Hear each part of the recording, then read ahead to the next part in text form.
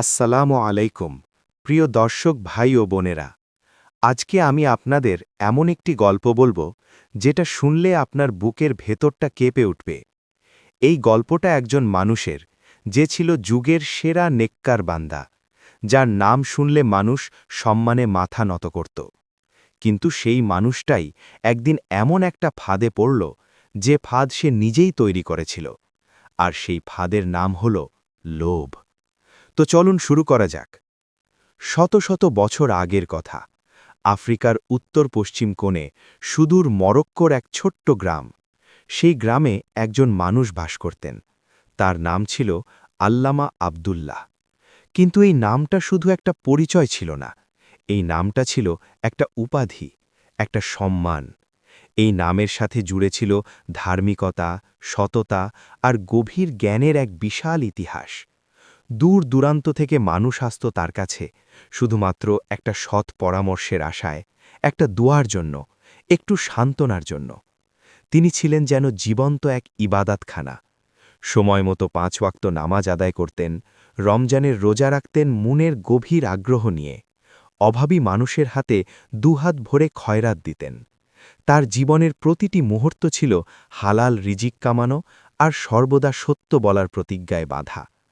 পুরো গ্রামে, না, পুরো এলাকায় কেউ কোনোদিন তাকে একটি মিথ্যা বলতে দেখেনি, একটু অসৎ কাজ করতে দেখেনি, একটি বারের জন্যেও না।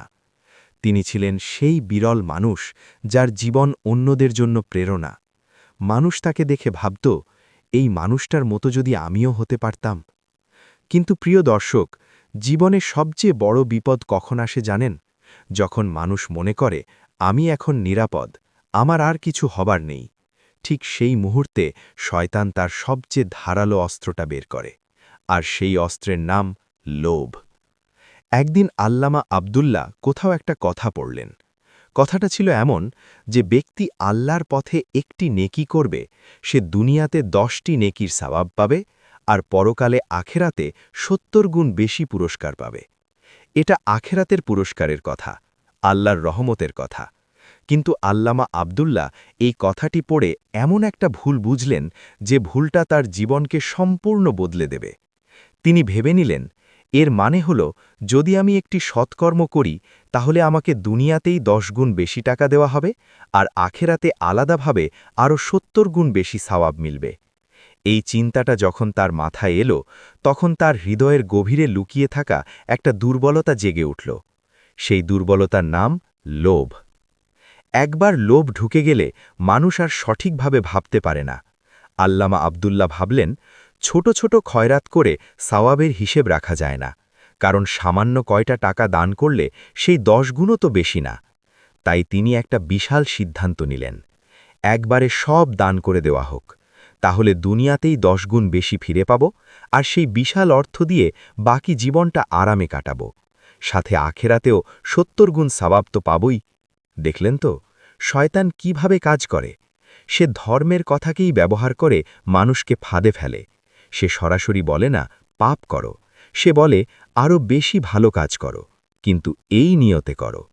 আর এভাবেই একটা নেককার মানুষের জীবনে লোভের যাত্রা শুরু হল। আল্লামা আবদুল্লার তখনও বিয়ে হয়নি, কোনো আপন আত্মীয় ছিল না। পিতার কাছ থেকে উত্তরাধিকার সূত্রে তিনি যে জমি পেয়েছিলেন, সেই সমস্ত জমি বিক্রি করে দিলেন, গবাদি পশু বিক্রি করলেন, বাড়ির যা কিছু ছিল সব বিক্রি করলেন।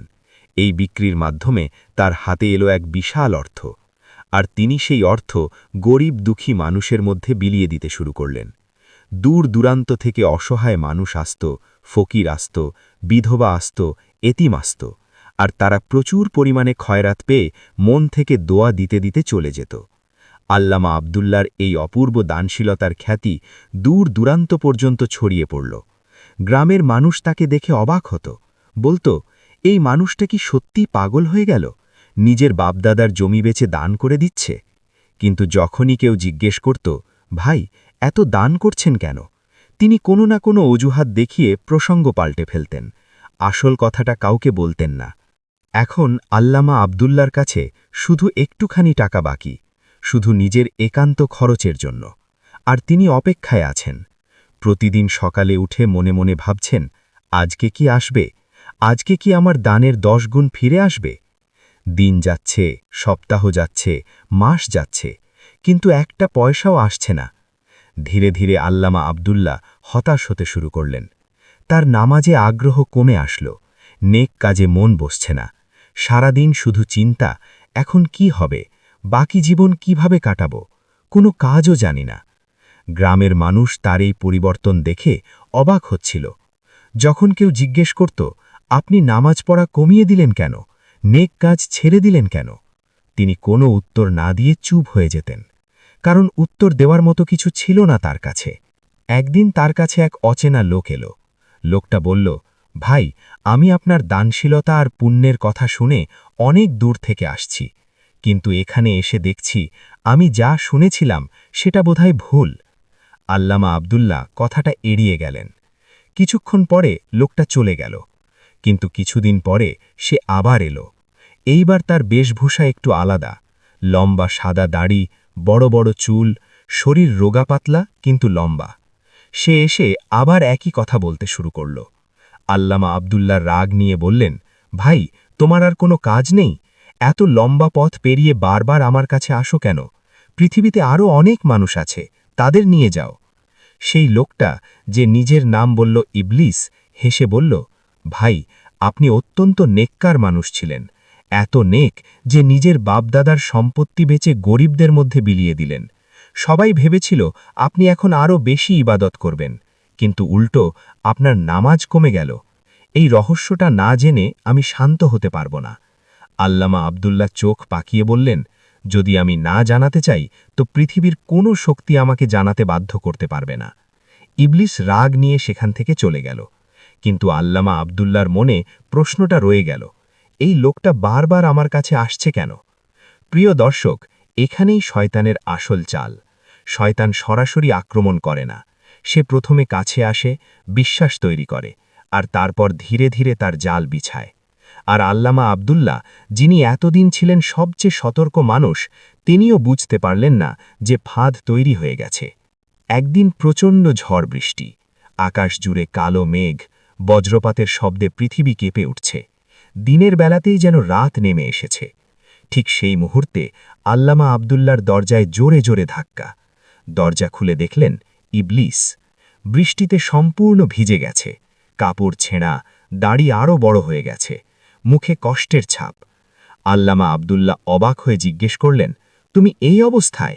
ইবলিস কাঁদো কাঁদো গলায় বলল, হ্যাঁ ভাই, আমি খুব গরিব হয়ে গেছি, দুনিয়ায় আমার আর কেউ নেই, তাই আপনার কাছে চলে এলাম। বাকি জীবনটা আপনার সেবা করেই কাটাতে চাই। আল্লামা আব্দুল্লাহ বললেন, কিন্তু আমার কাছে এখন কিছুই নেই। ইবলিস বলল, ভাই, আমি আপনার সেবা লোভে করিনি, আমি সব পরিস্থিতিতে আপনার পাশে থাকব। কিন্তু আমাকে শুধু একটা কথা বলুন, আপনি কেন আপনার সমস্ত সম্পত্তি দান করে দিলেন? এত বড় ইবাদতের পরেও নামাজ ছেড়ে দিলেন কেন? আল্লামা আব্দুল্লাহ বললেন, আমি ভেবেছিলাম তুমি এই কথা ভুলে গেছ। ইবলিস বলল, এত গুরুত্বপূর্ণ কথা কি ভোলা যায়? আমি এতদিন বিনামূল্যে আপনার সেবা করলাম, শুধু এই একটা কথার উত্তর চাই। আল্লামা আব্দুল্লাহর মন নরম হয়ে গেল, আর তিনি সমস্ত ঘটনা খুলে বললেন, কিভাবে তিনি সেই কথাটা পড়েছিলেন, কিভাবে ভুল বুঝেছিলেন, আর কিভাবে 10 গুণ পাওয়ার আশায় সব বেচে দিয়েছিলেন। ইবলিস মনোযোগ দিয়ে শুনল, তারপর বলল, আপনি কি জানেন আপনার আসল ভুলটা কোথায়? কোথায়? আপনি যদি আল্লাহর নামের বদলে শয়তানের নামে এই খয়রাত করতেন, তাহলে 10 গুণ নয়, 20 গুণ বেশি পেতেন। প্রিয় দর্শক, এই মুহূর্তে আল্লামা আব্দুল্লাহর কি করা উচিত ছিল? একটাই উত্তর, এই লোকটাকে এক্ষুনি তাড়িয়ে দেওয়া। কিন্তু লোভ মানুষকে অন্ধ করে দেয়।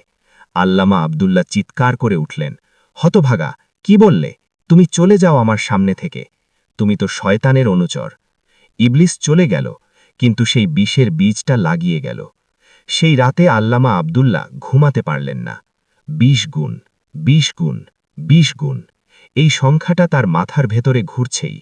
যত ভাবছেন তত মুখে জল আসছে, তত চোখ আরও বড় হয়ে যাচ্ছে। প্রিয় দর্শক, এখানেই শেষ হল পার্ট 1। একজন যুগের সেরা নেককার বান্দা কিভাবে ধীরে ধীরে শয়তানের জালে জড়িয়ে পড়লেন। এরপর কি হল? আল্লামা আব্দুল্লাহ কি সত্যিই শয়তানের নামে দান করলেন? আর 20 গুণ টাকা কি সত্যিই পেলেন?